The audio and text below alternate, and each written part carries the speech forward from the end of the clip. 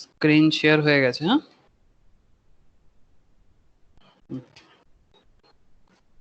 হয়েছে তো screen share না হয়নি? না স্যার, আসেনি হয়নি এখনো। এক সেকেন্ড হয়নি দাদা।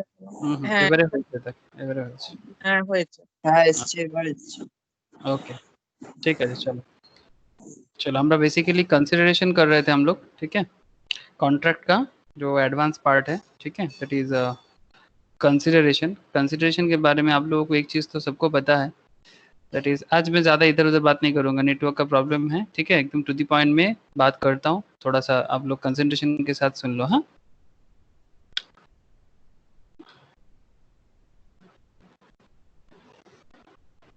ओके।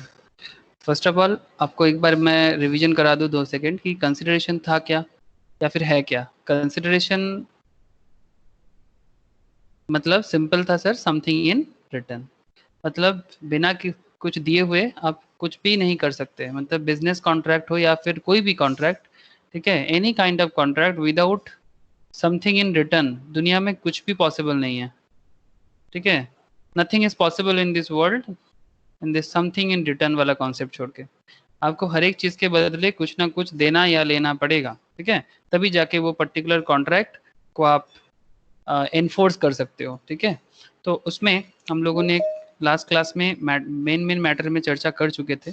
अगर किसी का भी क्लास मिस्ड है तो इट्स माय रिक्वेस्ट कि जो ऑलरेडी क्लासेस है वो मैं अपलोड कर दूंगा, आप लोग एक बार वहाँ से देख लेना।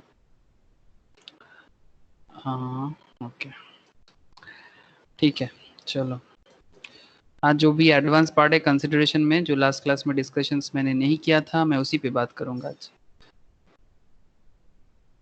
ओके जैसे कि अगर आप लोगों को याद है कि कंसिडरेशंस को लीगल करने के पीछे क्या क्या रीज़न था, ठीक है। अगर आप लोग थोड़ा सा मेमोरी पे जोर डालोगे तो आपको याद रहेगा, नहीं याद है तो कोई बात नहीं। कंसिडरेशन को लीगल करने के पीछे मतलब कब हम लोग बोल सकते हैं कि कंसिडरेशन लीगल है, ठीक है। लीगल रूल्स रिगार्डिंग कंसिडरेशन, ठीक है, उस पे ये वाला केस स्टडीज हुआ था। Consideration must move at the desire of the promisor, जिसमें हम लोग दुर्गा प्रसाद वर्सेस बलदेव का केस डिस्कशंस किए थे। आप आई होप आप लोग को याद होगा, ठीक है। अच्छा उसके बाद ये R saves as goods from fire without being asked, ठीक है, आग निभाया था बिना पूछे, उसका केस भी हम लोगों ने डिस्कशंस किया था। कंसिडरेशन में move from promisee or any other person, consideration में move from promisee or any other person, इसमें हम लोगों ने डिस्कशंस किया था आपका Chinnaya versus Ramaiah.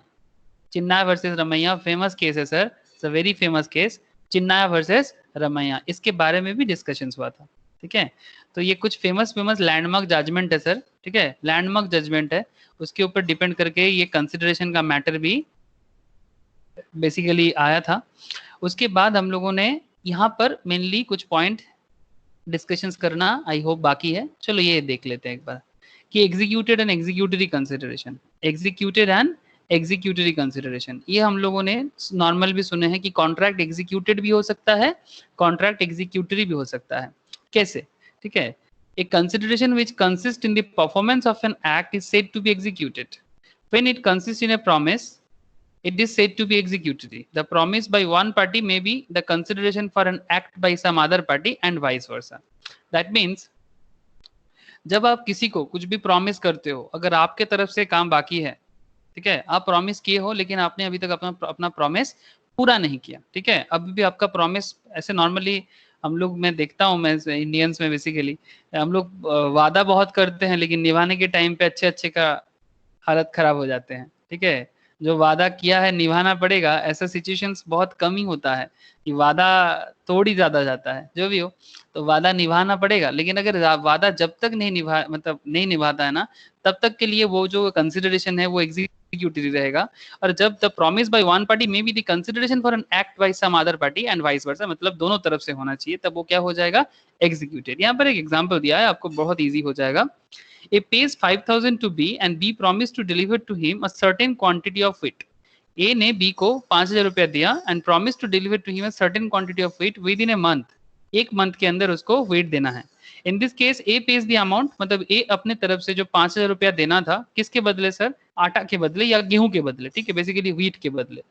Whereas B merely makes a promise, B merely makes a promise, therefore the consideration paid by A is executed, whereas the consideration promised by B is executed. मतलब यहाँ पर दोनों एक साथ हुआ है क्या? A के तरफ से जो मतलब अगर टोटल कॉन्ट्रैक्ट में देखा जाए, कॉन्ट्रैक्ट में क्या है, ये कॉन्ट्रैक्ट एग्जीक्यूटरी कॉन्ट्रैक्ट है. ये जो एग्जाम्पल है, ये अगर कॉन्ट्रैक्ट में देखो तो दिस इज एग्जीक्यूटरी कॉन्ट्रैक्ट. ध्यान से देखना, एग्जीक्यूटरी कॉन्ट्रैक्ट. एक सेकेंड,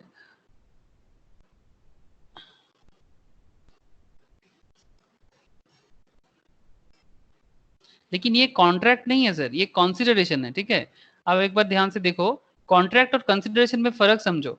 कॉन्ट्रैक्ट मतलब यही सेम एग्जांपल अगर आप कॉन्ट्रैक्ट में बात करते ना, तो आपका एग्जांपल का मतलब ये होता कि यहाँ पर ए ने अपना धर्म निभाया, लेकिन बी ने अपना धर्म अभी तक नहीं निभाया. ठीक है, यहाँ जो बिजनेस का धर्म हो रहा था, धर्म का मतलब जानते हो, रिलीजियंस का मतलब जानते हो. हम लोग रिलीजियन का मतलब हिंदू मुस्लिम जानते हैं. ठीक है, हिंदू मुस्लिम ईसाई ये सब जानते हैं, लेकिन एक्चुअल में रिलीजियन का सिंपल मतलब बताता हूँ आपको. ठीक है, रिलीजियन का मतलब सिंपल यही होता है कि जिसका जो ड्यूटी है वो करना. जैसे एक स्टूडेंट का क्या ड्यूटी है, छात्र नंग अध्यानंग तप. ठीक है, मतलब छात्र का धर्म क्या होता है, पढ़ाई करना. ठीक है, एक खिलवाड़ का मतलब जो प्लेयर होते हैं उसका काम क्या है, अपना खेल का प्रैक्टिस करना. ठीक है, तो सिमिलरली एक बिजनेसमैन का धर्म क्या होता है, बिजनेस करना. तो धर्म का सिंपल मतलब है जिसको मतलब सामने रख के हम अपना काम करते हैं. ठीक है, दिस इज सिंपल, यही है रिलीजियन का मतलब. लेकिन हमारे दिमाग में तो रिलीजन का कुछ और ही मतलब घुसाया गया. जो भी हो, मतलब जो है ये हिंदू मुस्लिम ईसाई जो भी है, इसका भी एक मतलब है, लेकिन मतलब का कुछ उल्टा ही मैक्सिमम लोग समझते हैं. मतलब सोसाइटी एट लार्ज बात कर रहा हूँ. जो भी हो, यहाँ पर ये जो धर्म है ना, ए ने अपना जो रिलीजन है दैट इज 5,000 जो उसको देना था वो अपना काम कर दिया, लेकिन बी ने अपना काम अभी तक नहीं किया. इसका मतलब अगर इसको कॉन्ट्रैक्ट में देखा जाए तो ये एग्जीक्यूटरी है. ठीक है, कॉन्ट्रैक्ट वाइज देखा जाए तो एग्जीक्यूटरी है, बिकॉज ए के बी के तरफ से काम अभी भी बाकी है. जब बी व्हीट का डिलीवरी कर देगा तो बात बन जाएगा. लेकिन जब कंसिडरेशन वाइज देखा जाए तब यहाँ पर 2 पॉइंट है. ए अपना कंसिडरेशन रख दिया सर. प्लीज जो मैं थीन लाइन में बात कर रहा हूँ वो थीन लाइन आप एक बार ट्राई टू अंडरस्टैंड करना. ठीक है, जस्ट ट्राई टू अंडरस्टैंड जो थीन लाइन है. ए ने अपना ड्यूटी निभा दिया.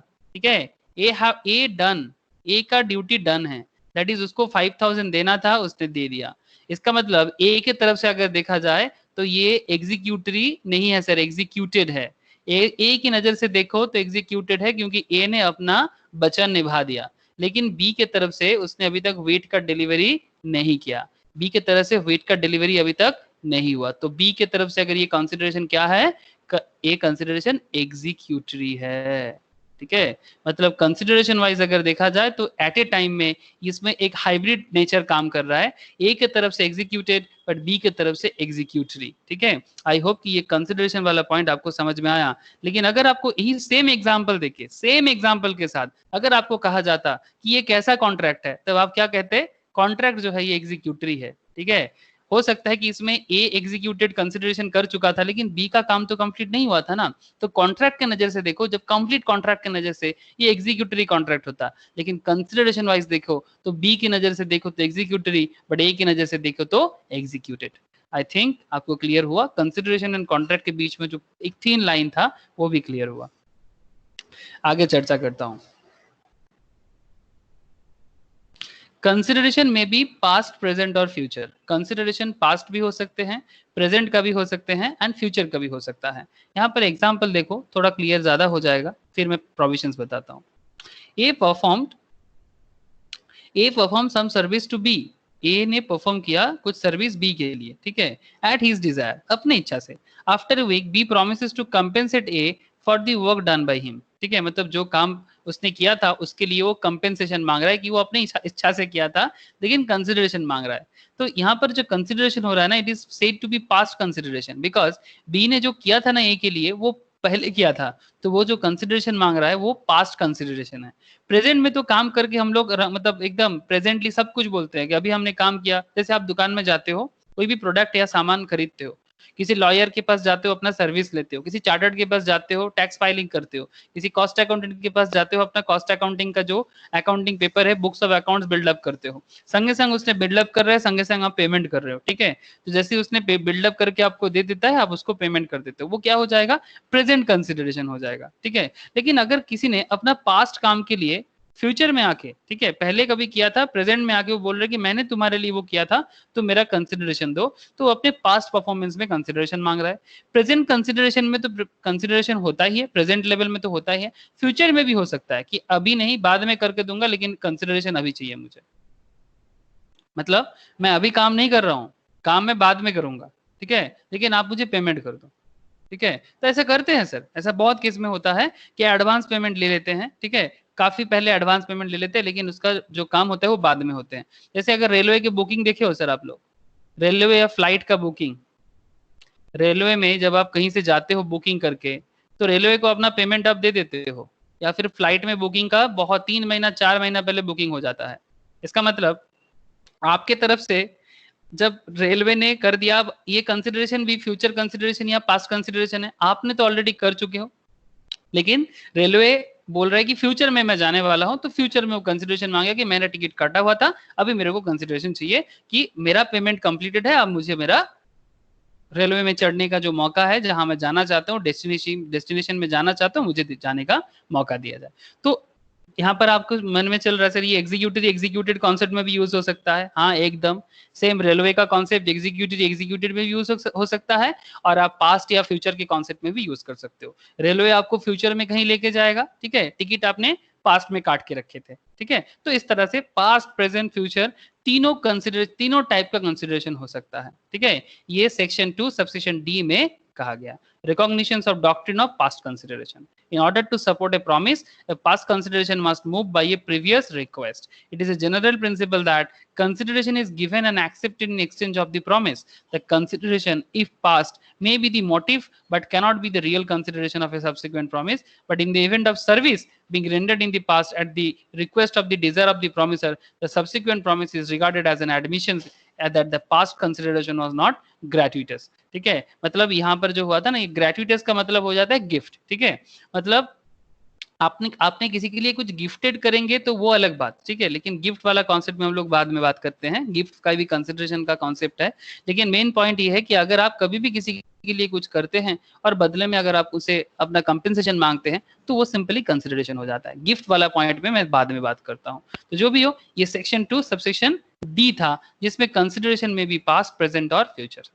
अच्छा, आप लोग मुझे थोड़ा बताना समझ में आ रहा है कि नहीं आ रहा है। हेलो, हाँ सर। ओके, नेक्स्ट पॉइंट पे ध्यान दो, consideration need not be adequate. तो very interesting point, consideration need not be adequate, मतलब कंसिडरेशन एडिक्वेट होना मैंडेटरी नहीं है, ठीक है, कंसिडरेशन एडिक्वेट होना मैंडेटरी नहीं है। नीड नॉट बी एडिक्वेट मतलब आप कोई भी चीज के बदले जो बदले में दे रहे हो ना, वो बदले का वैल्यू इक्वल होगा ऐसा जरूरी नहीं है, ठीक है। आपका जोश बोलेगा कि नहीं इक्वल तो होना चाहिए, लेकिन लॉ कुछ और ही कहते हैं sir. consideration need not be any particular value, it need not be approximately equal value with the promise for which it is exchanged, but it must be something which the law would regard as having some value. It must be something which the law would regard as having some value. मतलब law अगर सोचते हैं कि कुछ value होना चाहिए तो वही वैल्यू को कंसिडरेशन माना जा सकता है, जरूरी नहीं कि आप जो चीज दे रहे हो बदले का चीज सेम हो। Something in return need not be equal to something given, something, please point to be noted, हाँ, point to be noted, something in return need not be equal to something given. It can be considered a bad bargain of the party. Obviously आप इसको एक bad bargain जरूर सोच सकते हो, but आप इसको कंसिडरेशन इग्नोर नहीं कर सकते, बैड बार्गेन हो सकता है। कैसे sir? It may be noted in this context that explanation to section 25 states that an agreement to which the consent of the promisor is freely given is not void merely because the consideration is inadequate. मतलब ये point में भी ध्यान देना, it may be noted in this context that explanation to section 25 state that agreement to which the consent of the promisor is freely given. मतलब कोई भी चीज अगर सस्ता में कोई किसी को दे रहा है तो क्या वहां पर कोई कोर्शन है, मतलब क्या उसके मर्जी के साथ हो रहा है या मर्जी के खिलाफ हो रहा है? सर कैसे बात कर रहे हो, थोड़ा समझा दो ना, समझ में नहीं आ रहा है। देखो सर एग्जाम्पल देखो और समझ में आ जाएगा। X promises to sell a house worth rupees 6 lakhs for rupees 1 lakhs only. The adequacy of the price in itself shall not render the transaction void unless the party pleads that transaction takes place under coercion, undue influence or fraud.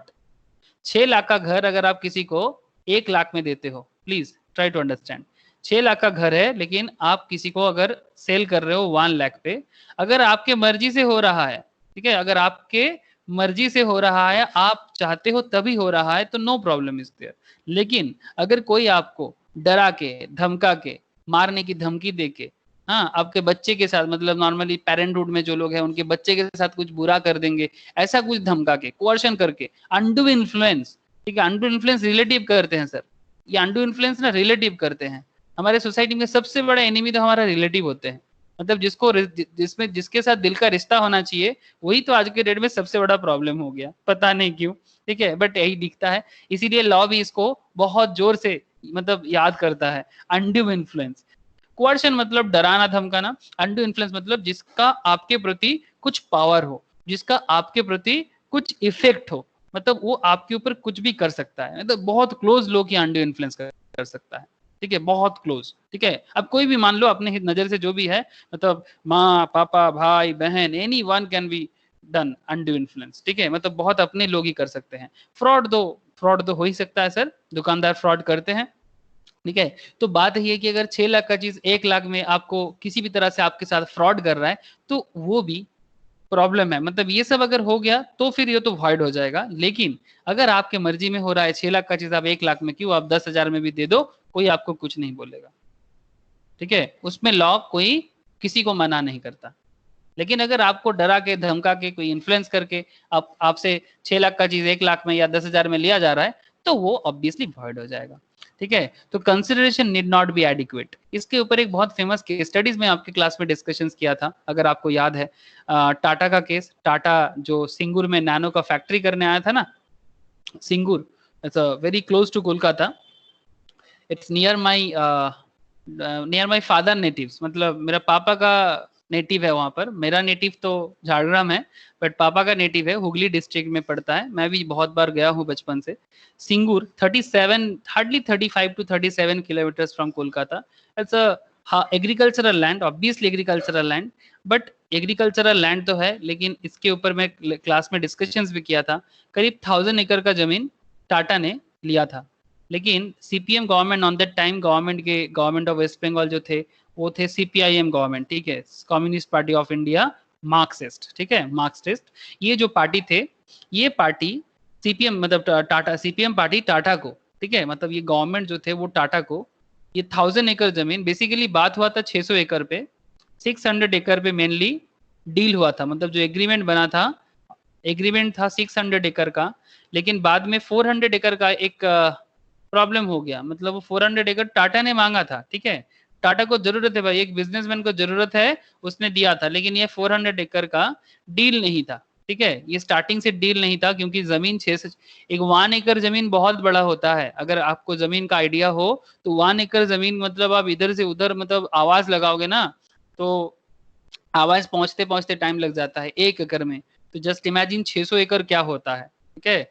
तो 600 एकड़ जमीन में mainly discussion हुआ था, बाद में टाटा ने और 400 एकड़ लेने के बारे में सीपीएम गवर्नमेंट को कहा, तो फिर गवर्नमेंट, टाटा ने सब जमीन परचेस किया था, टाटा ने लैंड ओनर्स जो थे, ठीक है, जो किसान थे वहां का, लैंड ओनर से परचेस किया था सब चीज, ठीक है।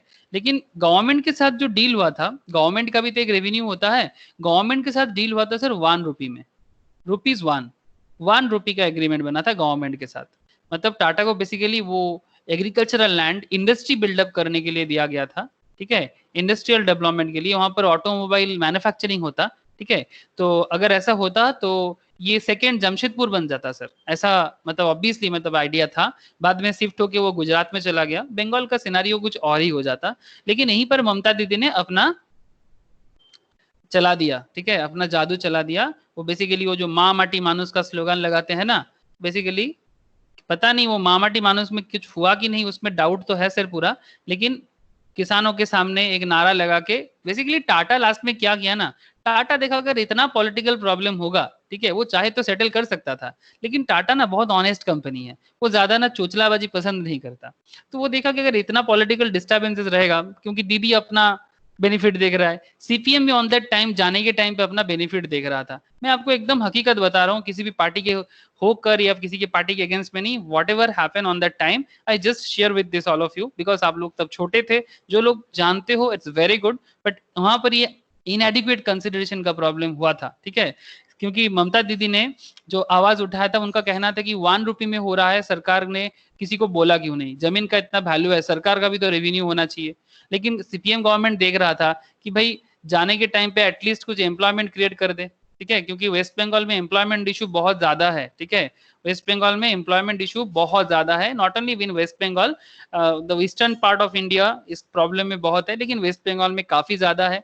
जितना सा स्टेट है, 10 से 11 करोड़ का पॉपुलेशन है, उसमें एम्प्लॉयमेंट प्रॉब्लम। तो उसने सोचा था कि अगर टाटा आ जाए तो एक एम्प्लॉयमेंट का एक बहुत बड़ा प्रॉब्लम डायरेक्ट लेवल में, इनडायरेक्ट लेवल में, मतलब टाटा होगा तो सिर्फ डायरेक्ट जॉब ही नहीं, साथ में वहां पर अलग अलग बिजनेस बनेगा, शॉप बनेगा, related dhaba, hotel, restaurant, hotel, अलग अलग चीज हो जाएगा। तो एक डायरेक्ट इनडायरेक्ट लेवल में काफी लोगों का, एटलीस्ट एक एस्टिमेशन था करीब 10 लाख लोग डायरेक्टली और इनडायरेक्टली स्टार्टिंग लेवल में ही बेनिफिट मिलता अगर सिंगूर में टाटा होता तो। इट्स नॉट इजी थिंग, क्योंकि 10 लाख लोग मतलब एक 10 लाख लोग मतलब इनटू अगर 4 करके भी फैमिली मेंबर है ना, करीब 4 करोड़ पॉपुलेशन को, करीब 40 लाख पॉपुलेशन को एक बहुत बड़ा बेनिफिट मिल सकता था, ठीक है। मतलब लेकिन बात तो हुआ नहीं है, और वहां पर सबसे बड़ा खेल खेल दिया ये 1 रुपये का एग्रीमेंट, ठीक है। तो हो सकता है सर, मिनिमम 1 रुपये एग्रीमेंट इज पॉसिबल, ठीक है, मिनिमम 1 रुपये लॉ इजाजत देते हैं, लॉ इजाजत देते हैं, 1 रुपये में भी एग्रीमेंट बन सकता है, 1 रुपये कॉन्ट्रैक्ट भी बन सकता है, मिनिमम 1 रुपीज, ठीक है। तो इनएडिक्वेट consideration is fully possible sir, fully possible, एकदम रियल लाइफ डेटा में आपके साथ शेयर किया। तो consideration need not be adequate, जरूरी नहीं है, जमीन का वैल्यू तो हजारों करोड़ों का है, लेकिन 1 रुपये में एग्रीमेंट बनाया था गवर्नमेंट ने, विदाउट मतलब एक स्टैम्प ड्यूटी जो बनता है गवर्नमेंट का, वो 1 रुपये में बना था। तो consideration need not be adequate. तो ये पॉइंट आपको समझ में आया sir. Point number 6, performance of what one is illegally bound to perform, performance of what one is legally, sorry illegally बोल दिया मैंने, लीगली बाउंड टू परफॉर्म, ठीक है। That means consideration must not be performance. आप सबको सुनाई दे रहा है, मेरा आवाज समझ में आ रहा है? हेलो, हाँ सर। ओके ठीक है। Consideration must not be performance of existing duty, consideration must not be performance of existing duty, performance of an act. ये पॉइंट बहुत इंपॉर्टेंट है, प्लीज हाँ ध्यान से सुनना, तो बड़ा ट्रिकी पॉइंट है। Performance of what one is legally bound to perform. Consideration must not be performance of existing duty. The performance of an act by a person who is legally bound to perform the same cannot be consideration for a contract. Hence, a promise to pay money to a witness is void, for it is without consideration. Hence, such a contract is void for what is consideration. Similarly, an agreement by a client to pay to his counsel after the latter has been engaged to certain sum over and above the fee in the event of success of the case would be void, since it is without consideration. But where the person promises to do more that he is legally bound to do, such promise, provided it is not opposed to public policy, is a good consideration. It should not be vague or uncertain. Sir कुछ भी समझ में नहीं आया? कोई बात नहीं sir, एकदम सिंपल पॉइंट था। देखो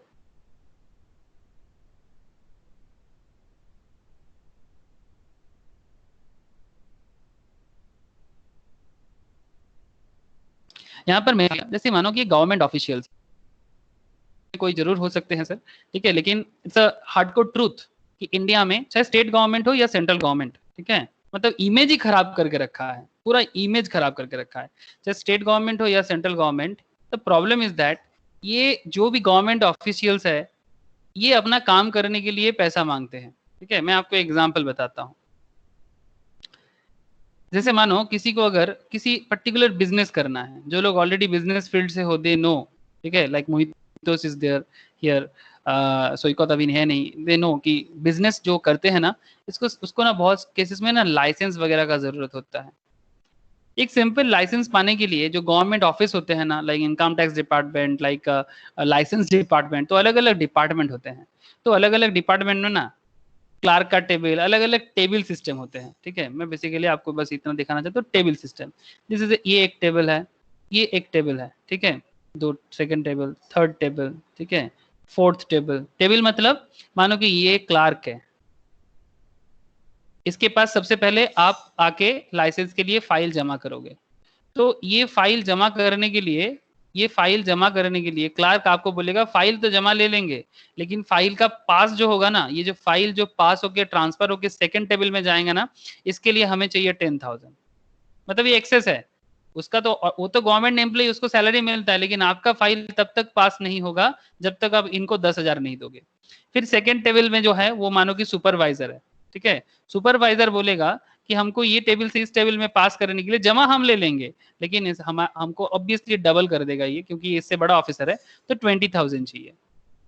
इस तरह से टेबल फाइल पास होते होते, टेबल से टेबल फाइल पास होते होते जो काम आपका हार्डली 500 रुपीज का काम था, वो काम करवाने में आपको 1 लाख लग गया। उससे भी मेन प्रॉब्लम ये है कि इतना सारा लोगों का इलीगलिटी के साथ आपको सामना होना पड़ा, तभी तो इंडिया में आज तक बिजनेस नहीं बना। आज हम लोग मेड इन चाइना का नारा लगा रहे हैं, ठीक है। कोई ऐप बैन किए हैं चाइना के साथ लड़ाई करने के लिए, बहुत अच्छा, करना ही चाहिए, पर्सनल ऐप होना चाहिए, लेकिन ये कोई एक दिन का खेल नहीं है। बिजनेस बनने के लिए जिसके हाथ में बिजनेस का बागडोर है, बागडोर समझते हो आप लोग? बागडोर मतलब जिसके हाथ में वो डोर है, मतलब उसके हाथ में, मतलब जो जैसे घोड़ा चलता है ना, तो उसका जो मेन जो ये होता है, रस्सी होता है, उसी में तो मेन खेल है। तो गवर्नमेंट ऑफिशियल्स बहुत इंपॉर्टेंट है, इनके हाथ में पावर है, इनके हाथ में पावर है, बट ये लोग एक एक फाइल को इधर से उधर करने में इतना टाइम लगा देते हैं। लेकिन अगर मानो कि ये काम करने के लिए जो कर रहे हैं ये इलीगल है, ये कोई कंसिडरेशन नहीं रे बाबा, वही मैं बताना चाह रहा हूँ, ये कोई कंसिडरेशन है ही नहीं। हाँ, नहीं मैंने दिया कॉन्ट्रैक्ट, आप इसके लिए कॉन्ट्रैक्ट बना रहे हो, अरे भाई पूरा भॉइड हो जाएगा, आप भी जेल में जाओगे, वो तो जेल में जाएगा ही, सड़ेगा, पूरा सड़ेगा। ऐसा बहुत केसेस हुआ है और हो भी रहा है, आगे भी होते जाएगा। बंगाल में तो बहुत ज्यादा है। मैं जब खुद काम करता था ना सर फार्म में, ठीक है, मेरा जब फार्म था उसमें मैं ऑफिशियल्स का जो भी डेटा होता था, सिर्फ राइटर्स बिल्डिंग है सामने सर, राइटर्स बिल्डिंग जो वेस्ट बंगाल का मतलब हेडक्वार्टर है, राइटर्स बिल्डिंग के ऑपोजिट में, राइटर्स बिल्डिंग के अंदर क्या क्या नहीं होता है, मैं आपको क्या बताऊं, ठीक है। लेकिन मैं कहना ही चाहता हूँ कि अगर यहाँ पर ऐसा हालत है तो कोर गांव में क्या हो रहा है, it's very very hardcore truth और बहुत ही कड़वा सच है ये। लेकिन it's not good for the economy, पूरा इस खोखला कर रहा है। और बहुत लोग ऐसे भी आजकल यूथ भी समझते हैं, नहीं नहीं, यूथ का भी मानना जानते हो, यूथ का भी ऐसा मानना है कि बिजनेस करने के लिए 2 नंबर ही करना पड़ता है, प्रोफेशन सेटअप करने के लिए 2 नंबर ही करना पड़ता है। हाँ भाई 2 नंबर ही करो, अपना पॉकेट भरो, और फिर कल चीन आएगा ना, फिर ना तो अपना रहोगे ना चाइना का रहोगे, कोई बात नहीं, ठीक है। देखो ना नेपाल भी अगेंस्ट में जा रहा है, बांग्लादेश भी अगेंस्ट में जा रहा है, मतलब हम लोग अपना काम नहीं करते, इसीलिए तो चाइना आके नेपाल को भी जीत रहा है। चाइना का जो फॉरेन सेक्रेटरी है ना, एक लेडी है, ठीक है, जो फॉरेन सेक्रेटरी है, वो आके नेपाल में रहती है, नेपाल में रह के नेपाली लोगों के साथ घुल मिल गया, उनके कल्चर के साथ मैचअप हो गया। और हमारा गवर्नमेंट ऑफिशियल्स अगर ऐसा करता ना तो अच्छा होता, और नेपाल के साथ हमारा कल्चर बहुत ज्यादा मैच करते हैं, लेकिन सरकारी लोग करता कहाँ है, उनको तो सिर्फ अपना सैलरी का पड़ा होता है कि टाइम टू टाइम मेरे अकाउंट में आ जाए। और फिर जब चाइना पीछे बार करने चालू कर देता है ना वार के लिए, तब हम लोग बोलते हैं ये नहीं अच्छा बात है, वो नहीं अच्छा बात। लेकिन जिसका जो काम है वो करेगा ना, सब अपना अपना ड्यूटी करे, सब बात बन जाएगा। ये सब ये लीगल कंसिडरेशन है रे बाबा, ये सब कंसिडरेशन नहीं चलता है, ये सब कंसिडरेशन नहीं चलता है। एक लॉयर, ठीक है, ये तो गवर्नमेंट ऑफिशियल्स का बताया सर, एक लॉयर का जो फीस है, ठीक है, आप लॉयर को, आप कोर्ट में केस किए, ठीक है, आप कोर्ट में केस किए, लॉयर का अपना फीस है, वो अपना फीस आपसे चार्ज किया, जब आपसे केस लिया था तब आपसे वो फीस लिया है, ठीक है। लेकिन जब आप कोर्ट केस जीत गए ना, जैसे ही आप कोर्ट केस विन हो गए, वो आपसे एक्स्ट्रा मांग रहा है कि जीतने के लिए एक्स्ट्रा। ये कोई बात हुआ? आप अपने फीस से काम करो ना, जीतने के लिए क्या एक्स्ट्रा? ये इलीगल कंसिडरेशन है, ये भी इलीगल कंसिडरेशन है, ऐसा ऐसा चीज नहीं हो सकता। अब अपने, लेकिन इसी तरह से तो सब करते हैं, अगर सब कोई अपना काम धंधे से करता सर तो लॉ को इतना हर्ट्स नहीं होना पड़ता। लेकिन क्या करे, जितना कॉम्प्लेक्स हो रहा है उतना अच्छा, हम सबका पॉकेट भरेगा, जो भी हो। मेरे को आपको मैटर समझाना था, साथ में इंसानियत भी। यही वाला लिखा है सर यहाँ पर, performance of what one is legally bound to perform. ठीक है, जो आपको लीगली आपका परफॉर्मेंस आपको करना है सर, जो आपका ड्यूटी है। Consideration must not be performance of existing duty. आपका एग्जिस्टिंग काम करने के लिए एक पुलिस थाना में डायरी लिखने के लिए आपसे पैसा लेता है, तब जाके आपका एफआईआर दर्ज करता है। नहीं सर, ये लीगल नहीं है सर, वो एफआईआर दर्ज करने के लिए बैठा है। एक स्कूल टीचर, हाँ ये तो छोड़ो, स्कूल टीचर, ठीक है, मतलब बहुत सबसे सबसे खराब चीज sir, school teacher. School teacher को स्कूल में क्यों नौकरी मिला है सर? हाँ, इसको एम्प्लॉयमेंट क्यों दिया गया है? इसको एम्प्लॉयमेंट इसलिए दिया गया है ताकि ये पढ़ा सके, है ना। बदले में इसको सरकार देता है ना 50,000 मंथली, कम से कम 50,000 मंथली इसको सैलरी पेमेंट किया जाता है। स्कूल टीचर कहते हैं कि स्कूल में जो बच्चा लोग पढ़ने आया, ठीक है, वो बच्चा को स्कूल में नहीं पढ़ाएगा। वो बोलेगा कि अगर ज्यादा जानना है ना तो घर में अलग से पढ़ो। अरे भाई, तुम्हारा काम स्कूल में टीचिंग करना है ना, तुम वो काम पहले करो ना। सपोज आप जर्नल सीख रहे हो, तो आपको बोलेगा कि जर्नल हम स्कूल में सिलेबस खत्म करने के ही आते हैं। स्कूल में जर्नल का सिर्फ सिलेबस कंप्लीट होता है, लेकिन अगर जर्नल आपको सीखना है, if you really want to learn, अगर आपको वांट नॉलेज, नॉलेज के लिए तो पैसा चाहिए और एक्स्ट्रा। ठीक है, गवर्नमेंट 50,000 60,000 सैलरी पेमेंट करते, उससे मेरा पेट नहीं भरता। ठीक है, मेरे को आपसे अलग से प्राइवेट ट्यूशन चाहिए, आपको अलग से उनसे प्राइवेट ट्यूशन लेना पड़ेगा। ये क्या बात हुआ? ये तो इलीगल कंसिडरेशन हो गया। स्कूल टीचर्स, कॉलेज प्रोफेसर्स ये नहीं कर सकते। सबसे इंपॉर्टेंट क्या चीज बताऊं सर, अगर ऐसा होता ना तो अलग से प्राइवेट ट्यूशन का जरूरत ही नहीं पड़ता, क्योंकि एक बच्चा सुबह 10 बजे से लेके शाम को 5 बजे तक स्कूल में होता है। कोरोना काल एक्सेप्शन है, 10 से 5 तक 7 घंटा स्कूल में रहने के बाद भी उसका पढ़ाई कंप्लीट नहीं होता, उसके बाद भी उसको ट्यूशन अलग से लेना पड़ता है। प्रोफेशनल मैटर अलग है, प्रोफेशनल कोचिंग इज डिफरेंट। ठीक है, आप सीएससी या सीएमए के लिए पढ़ते हो, शेयर मार्केट के लिए पढ़ते हो, डिजिटल मार्केटिंग पढ़ते हो, जीएसटी पढ़ते हो, डिफरेंट, वो वर्किंग नॉलेज के लिए है। लेकिन बेसिक एजुकेशन जो है आपका, 7 घंटा पढ़ने के बाद भी आपको स्कूल में समझ में नहीं आता कुछ भी, फिर भी आपको private tuition. I seriously don't understand कि ये हो क्या रहा है। ये पूरा इलीगल कंसिडरेशन है। और जिस समाज में शिक्षा ही खोखला है, और सबसे इंपॉर्टेंट चीज गुरु या शिक्षक, वो समाज नहीं बन सकता। मैं खुद एक टीचर होके बोल रहा हूँ, अगर एक टीचर को गाली दे रहा हूँ ना तो ये गाली मेरे लिए भी है। ठीक है, ये पूरा खोखला कर रहा है। जो भी हो, इलीगल कंसिडरेशन में बात हो रहा था तो मेरे को लगा कि बोलना चाहिए sir. Performance of what one is legally bound to perform. आपका काम आप करो, उसके लिए एक्स्ट्रा नहीं सर, जिसका जो ड्यूटी है उसको वो निभाना पड़ेगा। जो भी हो, पॉइंट क्लियर है कि नहीं? पॉइंट नंबर 6 पढ़ने के टाइम पे कुछ अलग लग रहा था, मतलब जब मैं पढ़ रहा था इसको तब आप लोगों को लगता है सर क्या बात कर रहे हैं। अब देखो, आप एक बार रीड करना, इसके बाद मुझे नहीं लगता कोई दिक्कत होगा आपको। पॉइंट नंबर 6 क्लियर है सर? प्लीज बताना। Performance of what one is legally bound to perform. Is this point clear to all of you? Thank you sir. यहाँ पर और एक लाइन था जो आप लोगों ने सुना नहीं अभी तक मेरे से। क्या पॉइंट है सर? सर पॉइंट ये देखिए, but where a person promise to do more that he is legally bound to do. अगर कोई ज्यादा करना चाहता है, मतलब जितना उसको करना चाहिए उससे ज्यादा करते हैं, ठीक है, such a promise provided it is not oppose to public policy, अगर वो पब्लिक पॉलिसी के अगेंस्ट में ना हो। ठीक है, मतलब आपका कंसिडरेशन, मतलब सिंपल ऐसा बताऊं कि ऐसा टीचर मैं देखा हूं सर। ठीक है, मैं बचपन में रामकृष्ण मिशन में पढ़ता था सर, आरके मिशन में, तो वहां पर मैंने ऐसा टीचर मिला था मुझे, उसके बाद और कभी नहीं मिला। वो टीचर स्कूल में टीचिंग ऑब्वियसली करता था, गवर्नमेंट एम्प्लॉय है, लेकिन स्कूल कंप्लीट होने के बाद आफ्टर, या गांव में अभी भी किसी किसी गांव में आज भी अगर दिख जाए बहुत अच्छा, after the completion of the school, जो एरिया का पोर बच्चा होता है ना, पोर स्टूडेंट्स के लिए वो स्कूल में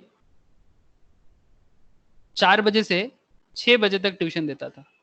सीरियसली, सबको इसको बहुत प्यार करता था, और ये चीज वो विदाउट कंसिडरेशन करता था। तो कहना ही चाह रहा है कि उसका ड्यूटी 4 बजे तक था, अप टू 4 PM उस टीचर का ड्यूटी था, अप टू 4 PM टीचर का ड्यूटी था। ध्यान से सुनना पॉइंट, हाँ, अप टू 4 PM टीचर का ड्यूटी था। लेकिन टीचर 6 बजे तक स्कूल में पढ़ा रहे हैं, वो भी गरीब बच्चे को जबरदस्ती बिठा के, हाँ जबरदस्ती, उसके लिए अगर वो गरीब बच्चे को जबरदस्ती बिठा रहा है, नो प्रॉब्लम, क्योंकि इसमें this is not oppose to public policy, क्योंकि उसको पता है कि जो पोर है उसको और थोड़ा ध्यान देना चाहिए था, तो ये अपोज टू पब्लिक पॉलिसी तो एकदम नहीं है, not oppose to public policy. तो ऐसा केस में ये कंसिडरेशन एकदम वैलिड है, मतलब अगर आपको जितना मिलता है आपका कंसिडरेशन के लिए, अगर आप उससे ज्यादा करते हो तो उसमें no problem sir, no problem, अगर वो पब्लिक पॉलिसी से बाहर ना हो तो। सर पब्लिक पॉलिसी से अगर बाहर चला जाए तो कॉन्सेप्ट कैसा होगा देखने में, ठीक है। अच्छा, it should not be vague और अनसर्टेन, ठीक है, आप जो कर रहे हो, मतलब अगर आप कुछ ड्यूटी से बढ़कर कर रहे हो तो वो भेग या अनसर्टेन नहीं होना चाहिए, मतलब समझ ऐसा नहीं लगना चाहिए कि जो ड्यूटी वो टीचर जो कर रहे हैं वो पढ़ा रहे हैं, अगर ये बात समझ में आ जाए तो नो प्रॉब्लम इज देयर, कोई जरूरत से ज्यादा काम कर ही सकते हैं, ठीक है, अपने मर्जी के हिसाब से, क्यों कोई मना थोड़ी करता है। लेकिन अगर आप कुछ ऐसा काम करते हो जो जरूरत से ज्यादा दादा है, बोलो दादा बोलो बोलो, आवाज আসছে না क्या दादा किसी को मेरा आवाज नहीं आ रहा है? दादा आ रहा है दादा रानक तेरा हम लोग नेटवर्क को प्रॉब्लम है। দাদা আওয়াজ আসছে না আমি দাদা হোয়াটসঅ্যাপ করছি একটু দেখো যদি আমরা শুনতে পাচ্ছ হোয়াটসঅ্যাপ করছি দেখো তোর আওয়াজ পাচ্ছি, এই ছেলেটা না পারি না।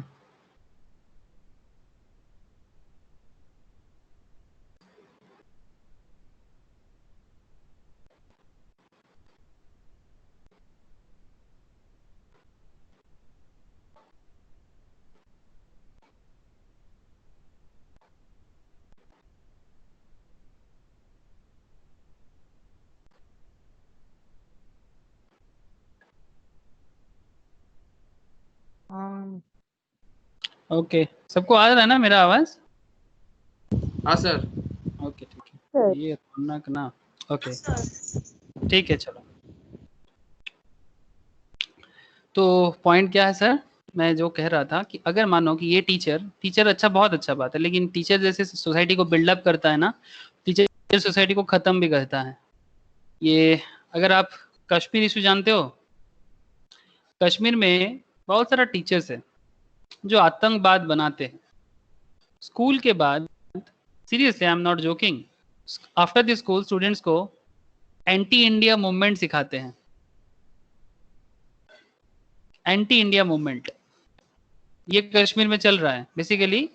ये जो टीचर्स लोग हैं वो लोग मेनली पाकिस्तान सपोर्टर है, पाकिस्तानी सपोर्टर, वो उस तरह से टीचिंग करता है स्कूल टाइम में, नॉर्मल टाइम पे आपको समझ नहीं आएगा, ठीक है, सोसाइटी में काफी रेस्पेक्ट है, लेकिन स्कूल खत्म होने के बाद वो अलग से कोचिंग देते हैं, फ्री कोचिंग है वो पूरा, ठीक है, उसमें बेसिकली ऐसा ऐसा चीज सिखाया जाता है। कुरान को भी, कुरान जो है, जो बहुत ही पवित्र एक धर्म ग्रंथ है, उसको भी अलग लेवल से अंडरस्टैंड करवाया जाता है, ठीक है, मतलब जो लिखा है ना उसका मतलब कुछ और ही समझा जाता है।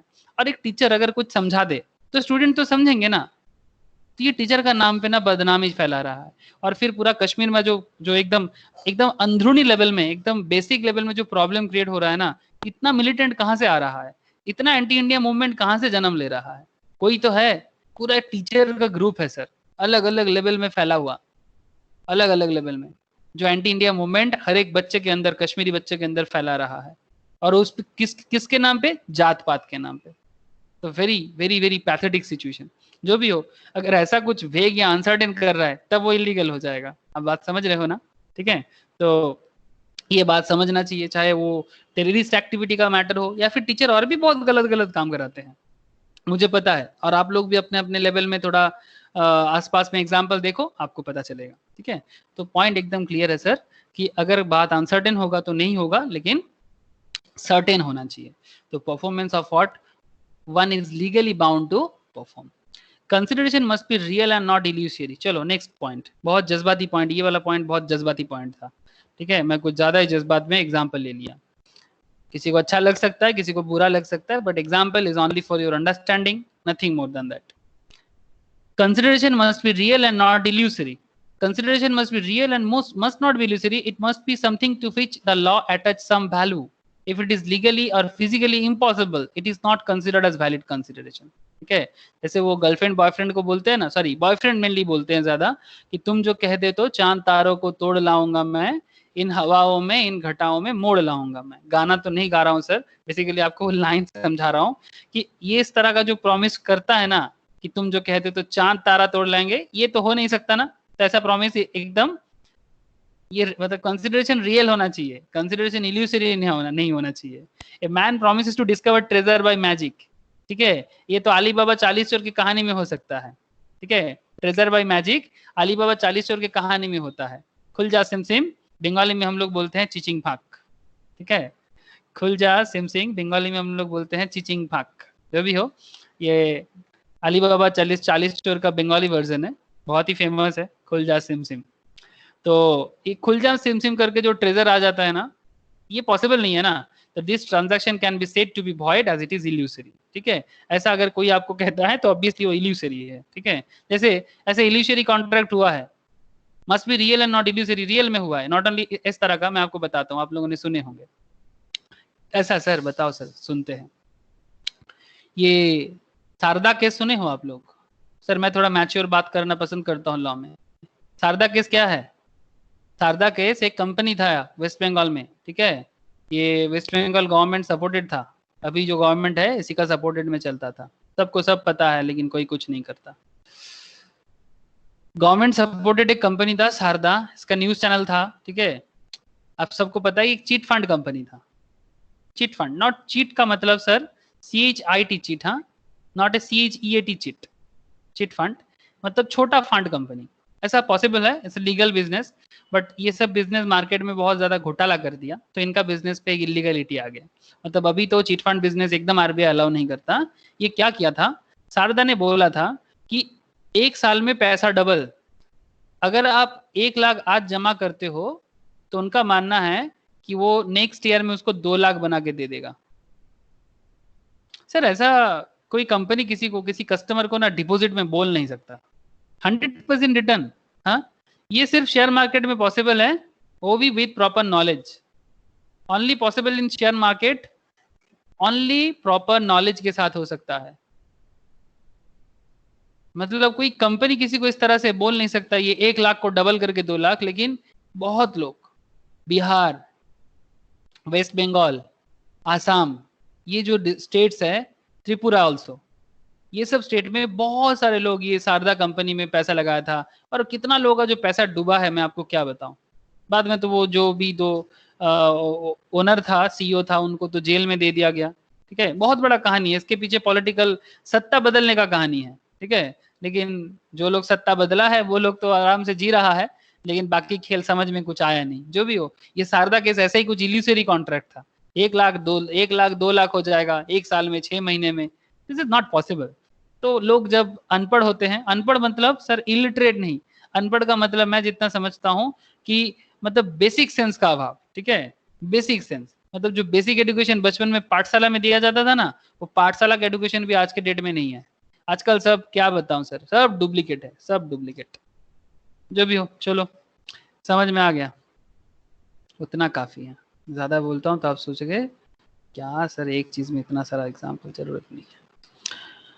Consideration must be real and not illusory. Concept clear, sir. Consideration must not be unlawful, immoral.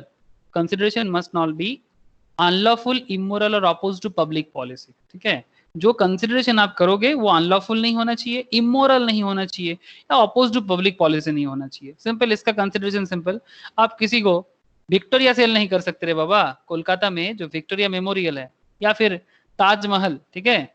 Victoria में मतलब बेसिकली आप किसी को मतलब आप खुद को गवर्नमेंट का कोई बना के अफ्रीका से किसी को लाते हो और बोलते हो कि ताजमहल हमारा है, जानते हो, फिर आप उसको ताजमहल बेच देते हो। ये तो पब्लिक प्रॉपर्टी है रे बाबा, आप पब्लिक प्रॉपर्टी थोड़ी ना सेल कर सकते हो। तो पहला बात, ये एक अपोज टू पब्लिक पॉलिसी है, ठीक है, oppose to public policy, immoral भी है, ठीक है।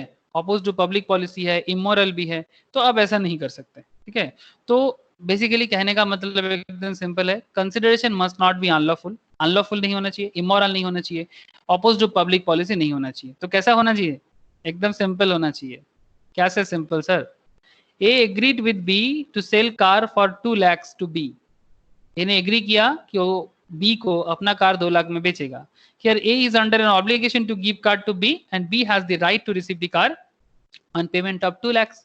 and also B is under an obligation to pay 2 lakhs to A and A has right to receive 2 lakhs. एकदम सिंपल है. A ने B को बोला कि मैं कार बेचूंगा 2 लाख में, तो अगर A B को बोल रहे कि मैं कार बेचूंगा 2 लाख में, तो A B को कार देगा और B A को 2 लाख देगा. A B को कार देगा, A ने B को कार देगा, A B को क्या देगा? कार, और B A को 2 लाख.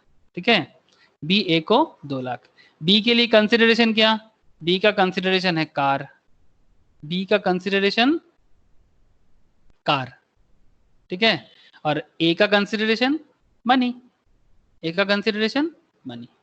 सिंपल, एकदम सिंपल, ऐसा होना चाहिए कंसिडरेशन मनी. एकदम सिंपल, कंसिडरेशन का यही सिंपल मतलब है.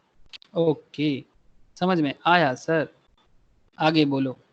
चलो, बहुत वाइटल पॉइंट में आगे, बहुत ही वाइटल पॉइंट में. Suit by a third party to a contract. Suit by a third party to a contract. देखो, थर्ड पार्टी कंसिडरेशन में आ सकता है बट कॉन्ट्रैक्ट नहीं कर सकता, सू नहीं कर सकता. वो चिन्ना वर्सेस रमैया केस याद रखना, वो मामा भांजी और माँ, हाँ मतलब माँ बेटी और माँ की भाई, ठीक है, उसमें हुआ था चिन्ना वर्सेस रमैया केस, जिसमें थर्ड पार्टी कंसिडरेशन का हकदार हो सकता है. थर्ड पार्टी कंसिडरेशन का हकदार हो सकते हैं बट थर्ड पार्टी केस सू नहीं कर सकता. अगर आपको याद नहीं है तो अब एक बार चिन्ना वर्सेस रमैया का केस स्टडीज पुराने क्लास में एक बार सुन लेना. ठीक है, कि उसमें हम लोगों ने कंसिडरेशन को वैलिड माना था कॉन्ट्रैक्ट ने, लेकिन वो सू नहीं कर सकता. कौन? Third party. जहां पर वो मामा जो थे वो थर्ड पार्टी थे. एक्चुअली माँ ने, एक बार केस में आपको बता देता हूँ चिन्ना वर्सेस रमैया का. माँ ने बेटी को एक प्रॉपर्टी दिया और बोला कि इस प्रॉपर्टी से अपने मामा को एन्युटी देना, मतलब मंथली पेंशन करके देना. तो स्टार्टिंग में बेटी ने एग्री किया था, लेकिन बाद में बेटी मुकर गया और मामा को अपना हक नहीं दिया एज पर एग्रीमेंट. तो क्या मामा अपना क्लेम कर सकते हैं अपने भांजी से? हाँ, कर सकता है. मतलब जो थर्ड पार्टी है वो अपना कंसिडरेशन का हक जरूर मांग सकता है, लेकिन थर्ड पार्टी केस सू नहीं कर सकता. Suit by a third party to a contract. ठीक है, तो देखिए क्या खेल है.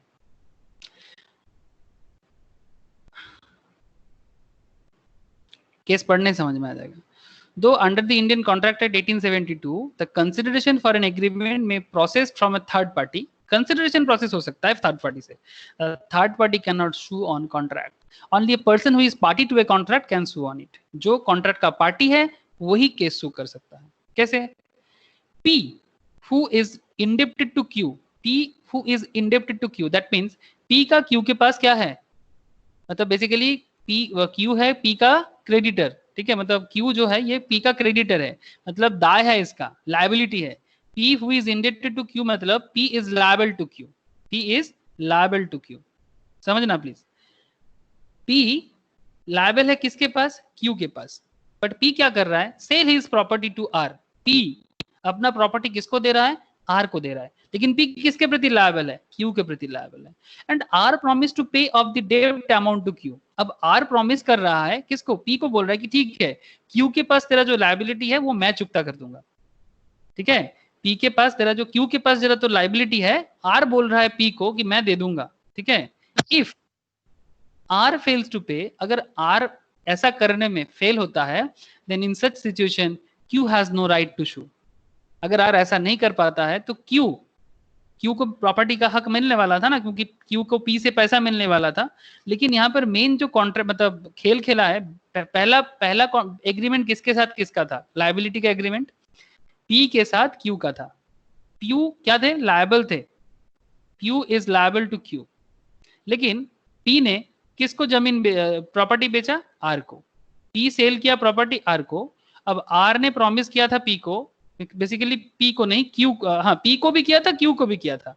आर प्रॉमिस किया था क्यू को कि ये क्यू से प्रॉपर्टी मैंने, पी से प्रॉपर्टी मैंने ले लिया और लायबिलिटी मैं चुकता कर दूंगा. लेकिन अगर बाई चांस आर फेल करता है, अगर आर फेल करता है क्यू को प्रॉपर्टी का हक देने में, बिकॉज पी का लायबिलिटी था, अगर बाई चांस आर फेल होता है तो इस केस में Q has no right to sue. Q के पास आर को सू करने का हक नहीं है, क्योंकि क्यू यहाँ पर कौन है? थर्ड पार्टी है. क्यू यहाँ पर थर्ड पार्टी है, क्योंकि ये प्रॉपर्टी का जो अभी जो ट्रांजैक्शन हुआ वो मेनली पी और आर के बीच में हुआ. तो Q बन गया यहाँ पर थर्ड पार्टी। तो यहाँ पर Q has no right to sue because R जो है ना, R कौन है? Stranger to contract. R यहाँ पर स्ट्रेंजर टू कॉन्ट्रैक्ट है, मतलब P और Q के बीच में जो कॉन्ट्रैक्ट था वो कॉन्ट्रैक्ट खत्म हो गया, एक तरह का नहीं बन रहा है, और R यहाँ पर स्ट्रेंजर टू ए कॉन्ट्रैक्ट बन गया। ठीक है, तो इसीलिए यहाँ पर Q ना तो सू कर सकता है और R यहाँ पर बन गया स्ट्रेंजर टू ए कॉन्ट्रैक्ट। यही वाला कॉन्सेप्ट कहते हैं the aforesaid rule that a stranger to a contract cannot sue is known as, यहाँ पर stranger to a contract cannot sue ना, तो यही वाला कॉन्सेप्ट को कहते हैं doctrine of privity of contract. इसी को कहते हैं doctrine of privity of contract. अगर ये पर्टिकुलर पॉइंट में किसी को कोई भी प्रॉब्लम हो तो प्लीज अभी बता दो। Any problem in doctrine of privity to contract में? Important point very. Doctrine of privity of contract में किसी को कोई दिक्कत है क्या? मेरा आवाज आ रहा है आप लोगों को? हाँ सर आ रहा है। ओके, तो मैं समझू doctrine of privity of contract आप लोगों को क्लियर है? हाँ, यस और नो कुछ तो बता दो सर। ओके, अगर ये पॉइंट क्लियर है, लेकिन सर कुछ एक्सेप्शन है, ठीक है, कुछ एक्सेप्शंस है। Hello, in other words even a stranger to a contract may enforce the claim in the following cases. लेकिन कुछ केसेस है जहां पर स्ट्रेंजर टू ए कॉन्ट्रैक्ट, जैसे इस केस में कौन स्ट्रेंजर था? आर स्ट्रेंजर हो गया था। ठीक है, आर स्ट्रेंजर हो गया था बिकॉज मेन केस तो पी और क्यू के बीच में था, तो आर कहां से बीच से टपक गया? आर बीच से टपक के बोल रहे ठीक है पी तू मुझे दे दे तेरा प्रॉपर्टी, मैं क्यू को दे दूंगा। फिर क्यू को दिया नहीं, फिर क्यू जब उससे हक मांग रहा है, केस सू कर रहा है, लेकिन क्यू केस सू नहीं कर सकता। Q has no right to sue because R कौन है? स्ट्रेंजर टू ए कॉन्ट्रैक्ट हो गया, तो suit by a third party to a contract. समझ में आ रहा है ना? Suit by a third party to a contract हो गया। The opposite rule that stranger to a contract can not sue is known as doctrine of privity of contract. लेकिन in however subject to certain exception, in other words even a stranger to a contract may enforce a claim in the following cases. In the case of trust, please याद रखना exception है। In case of trust, अगर trust का बात है, a beneficiary can enforce his right under the trust though he was not a party to the contract between the settler and the trustee. मतलब suppose दोनों के बीच में contract हुआ है, एक कौन है? एक ट्रस्टी है। ट्रस्टी बोर्ड मतलब जो सर चैरिटी वगैरह करता है ना, मानो कि कोई हॉस्पिटल है, ठीक है, हॉस्पिटल में कोई ट्रस्टी बोर्ड है, एक हॉस्पिटल ट्रस्टी बोर्ड के थ्रू से चलता है, बहुत सारे हॉस्पिटल ऐसे चलते हैं ट्रस्टी बोर्ड के तहत। और एक बिजनेसमैन है। अब ये बिजनेसमैन मानो कि इस हॉस्पिटल बोर्ड को, ट्रस्टी बोर्ड को बोला था कि हॉस्पिटल को 1 करोड़ देगा, 1 करोड़ डोनेट करेगा, 1 करोड़ डोनेट करेगा, कॉन्ट्रैक्ट बना था। लेकिन अगर मानो कि बाय चांस बिजनेसमैन यहाँ पर डिसएग्री करता है, बाय चांस बाद में बोलता है कि नहीं मैं 1 करोड़ डोनेट नहीं करूंगा, तो यहाँ पर अगर चाहे ना, तो जो यहाँ पर जिसके कारण बात बन रहा था, मतलब उस ट्रस्ट जिसके लिए बना है, मतलब बेसिकली मानो कि वो एक पर्टिकुलर किसी पेशेंट ग्रुप के लिए बना गया है, सपोज कैंसर पेशेंट, गरीब पोर कैंसर पेशेंट के लिए बना था, तो वो पोर कैंसर पेशेंट के बीच में तो कोई कॉन्ट्रैक्ट बना नहीं था, बिजनेसमैन और हॉस्पिटल ट्रस्टी बोर्ड के साथ हुआ था। लेकिन अगर वो कैंसर पेशेंट जो मेनली जिसके कारण वो ट्रस्ट बना है, वो चाहे तो केस सू कर सकता है, बिकॉज ये पूरा का पूरा खेल उनके लिए था, ये पूरा का पूरा फंड उनके लिए था। ठीक है, तो ऐसे सिचुएशंस में हो सकता है, ये वाला पॉइंट एप्लीकेबल कर सकते हो आप। इन केस ऑफ ट्रस्ट, अगर बात ट्रस्ट का हो जाए तो उस केस में बेनिफिशियरी मतलब जिसको बेनिफिट मिलने वाला है can enforce his right under the trust though he was not a party to the contract between the settler and the trustee. ठीक है, तो अगर आप बेनिफिशियरी हो तो आप अपना हक दिखा सकते हो इन केस ऑफ ट्रस्ट के केस में। हाँ, बात ध्यान देना, अगर वो ट्रस्ट का बात है तभी हो सकता है। In the case of family settlement के केस में भी हो सकता है। If the terms of settlement are reduced into writing, the members of family who originally had not been parties to the settlement may enforce the agreement. जैसे कि suppose मानो एक बड़ा फैमिली है, ठीक है, हिंदू अनडिवाइडेड फैमिली है, एक बिग फैमिली है HUF। ठीक है, HUF का जो कर्ता है, कर्ता मतलब हेड ऑफ द फैमिली, कर्ता मीन्स हम लोग टैक्स में पढ़ते हैं कर्ता, कर्ता मतलब हेड ऑफ द फैमिली। इसके साथ एक बड़ा ऑर्गेनाइजेशन का कॉन्ट्रैक्ट बना है जमीन को लेके, ऑर्गेनाइजेशंस जो है वो पर्टिकुलरली इस हेड ऑफ द फैमिली के साथ कॉन्ट्रैक्ट बना है कि एक पर्टिकुलर प्रॉपर्टी है, वो प्रॉपर्टी को एक पर्टिकुलर दाम में परचेस करना चाहता है। तो जो डील हुआ वो deal head of the family और ऑर्गेनाइजेशंस के बीच में प्रॉपर था, लेकिन अगर एचयूएफ में जो को पर्सनर है, को पर्सनर मतलब सर एचयूएफ में जो लोग रहते हैं ना अलग और भी को पर्सनर, अगर इनको कहीं भी लगता है कि इस पर्टिकुलर केस में इनका जो हक है, इनका जो राइट है ये लूज होता है, तो ये केस कर सकता है कौन? को पर्सनर। बिकॉज इस हिंदू अनडिवाइडेड फैमिली का जो प्रॉपर्टी है, इस प्रॉपर्टी में को पर्सनर का भी हक है। लेकिन ये पर्टिकुलर कॉन्ट्रैक्ट को पर्सनर के साथ ऑर्गेनाइजेशन का नहीं हो रहा था, ये पर्टिकुलर कॉन्ट्रैक्ट बन रहा था कर्ता के साथ ऑर्गेनाइजेशन का। लेकिन अगर इनको कहीं भी लगता है कि कुछ प्रॉब्लम हो रहा है इस पर्टिकुलर डील में, तो ऑब्वियसली केस कर सकता है। आप समझ में आ रहा है ना? तो किस किस केस में third party suit by a third party to a contract हो सकता है? ऐसा केस में फैमिली सेटलमेंट के केस में हो सकता है। ठीक है, अगर कोई भी फैमिली मेंबर आके केस कर दिया ना, इंजंक्शन लग जाता है। इसीलिए आप लोग देखना कि फैमिली का जब डीलिंग्स होते हैं ना, फैमिली में कुछ प्रॉपर्टी को लेकर जब कोई एग्रीमेंट बनता है, सबका साइन जरूरी होता है। मतलब अगर एक मेंबर का भी साइन नहीं होता ना, प्रॉपर्टी का जो मतलब जो डिस्ट्रीब्यूट किया जाता है, जो टोटल प्रॉपर्टी डिस्ट्रीब्यूट किया जाता है, वो तब तक नहीं होगा जब तक अगर कोई भी जिंदा है, अगर वो उसका साइन भी नहीं आता है ना, तो नहीं बनेगा। सबका साइन नहीं होगा तभी जाके होगा। बहुत बहुत क्रिटिकल केस है, तो ऐसा केस में थर्ड पार्टी केस कर सकता है। इसलिए देखना इंडियन कोड में प्रॉपर्टी वाला केस ना बहुत दिनों तक पड़ा रहता है। ठीक है, क्योंकि किसी ना किसी तो डिसएग्री कर ही लेगा, कोई ना कोई तो डिसएग्री कर ही लेगा। तो ये कुछ पॉइंट्स था। अच्छा, in case of assignment of a contract, अच्छा मैरिज के केस में भी ऐसा कुछ हो सकता है। In the case of certain marriage contract में अगर मानो कि provision may be made for the benefit of a person, he may be file the suit though he is not a party to agreement. हो सकता है कि marriage के बीच में, मतलब मैरिज कॉन्ट्रैक्ट में कुछ प्रॉब्लम है, लेकिन जिसके कारण ये बेनिफिट होने वाला था मैरिज कॉन्ट्रैक्ट के कारण, अगर उसको कोई प्रॉब्लम हो रहा है, ठीक है, तो हो सकता है इन case of certain marriage contract के बीच में कि अगर कोई किसी को ऐसा लगता है जो थर्ड पार्टी है यहाँ पर प्रॉब्लम है, तो वो कोर्ट केस कर सकता है। ऐसा होता है सर। ठीक है, वो जब आप लोग एलएलबी वगैरह पढ़ोगे तो उसमें सिविल लॉ में इसके बारे में आप और डिटेल्स पढ़ोगे। In the case of assignment of contract, when the benefit under a contract has been assigned, the assignee can enforce the contract. और एक पॉइंट यहाँ सुन लो, 5 नंबर पॉइंट, एक्नॉलेजमेंट और एस्टोपल। एक्नॉलेजमेंट और एस्टोपल। एस्टोपल मतलब एक तरह का क्या बताओ सर, एक पर्टिकुलर पॉइंट में मुकर जाना। एक बार आप कुछ मैटर पे कुछ बोलते हो, फिर 2 मिनट बाद आप ना बोल देते हो, मतलब खुद ही खुद के साथ कॉन्ट्राडिक्ट हो जाना। एक बार हाँ, एक बार ना, एक बार हाँ, एक बार ना, ऐसा केस में एस्टोपल लग जाता है। देखो ध्यान से देखो, एस्टोपल बहुत ही इंटरेस्टिंग केस है। Where the promisor by his conduct acknowledges himself as an agent of the third party, it would result into binding obligation towards third party. For example, if L gives to M 20,000 to be given to N, L ने M को 20,000 दिया to be given to N, जो पैसा basically M N को देगा, and M inform N, M ने N को बोला that he is holding the money for him, कि 20,000 L ने मुझे दिया है तुम्हें देने के लिए। ठीक है, लालू ने मानू को, ठीक है, लालू ने मानू को 20,000 दिया, मानू ने नानू को, ठीक है, मानू एंड नानू जो भी आप नाम समझ लो, लालू मानू नानू, लालू ने मानू को 20,000 दिया, मानू ने नानू को बोला कि भाई 20,000 लालू ने मेरे को दिया है, तू मेरे से ले लेना। बट ये ऐसा हमारे इधर बहुत होता है। आफ्टरवर्ड्स मानू जो है ना refuse to pay the money to N and will be entitled to recover the same from the former. किससे? एम से लेना चाहेगा। तो यहाँ पर बेसिकली एल के साथ एम का हुआ था, एन तो कोई नहीं था ना, तो ये थर्ड पार्टी था, लेकिन यहाँ पर ये केस कर सकता है, यहाँ पर ये एम पे केस कर सकता है। तो ऐसा केसेस में ये सब एक्सेप्शंस है sir. In the case of covenant running with the land, covenant running with the land case में भी हो सकता है।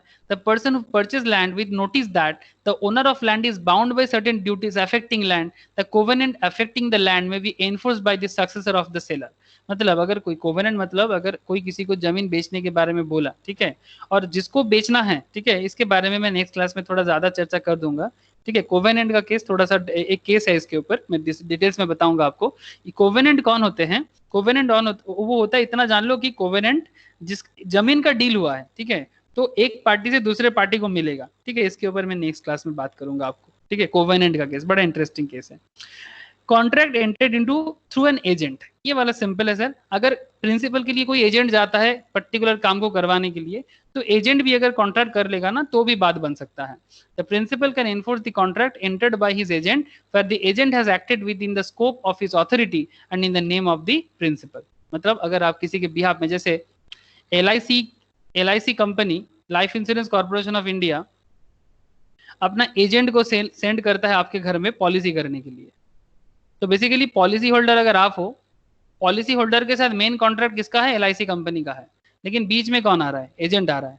तो ये हो सकता है contract enter into through an agent के थ्रू से हो सकता है। और ऐसा केस में यहाँ पर थर्ड पार्टी, अगर पॉलिसी होल्डर थर्ड पार्टी हो जाए तो वो केस कर सकता है, अगर एजेंट थर्ड पार्टी हो जाए तो एजेंट भी केस कर सकता है। ऐसा प्रोविजन बन सकता है। बात समझ में आ रहा है? Hello hello, okay. आज मैं इतना ही रखूंगा, लेकिन क्योंकि हमारे यहाँ पर नेट का थोड़ा प्रॉब्लम है, ठीक है। नेक्स्ट क्लास में मैं कंसिडरेशंस मेन पॉइंट हो गया, ठीक है। जो भी मुझे बोलना था कंसिडरेशंस में मेन पॉइंट हो गया। नेक्स्ट दिन कुछ इजी पॉइंट है मैं डिस्कस करता हूँ, ठीक है। नेक्स्ट क्लास में डिस्कस करके मैं दूसरा और भी एडवांस टॉपिक जो है उसमें चर्चा करूंगा। आई होप कि आज आप लोगों को समझ में आया, ठीक है। आया ना समझ में? हेलो, हाँ सर। ओके।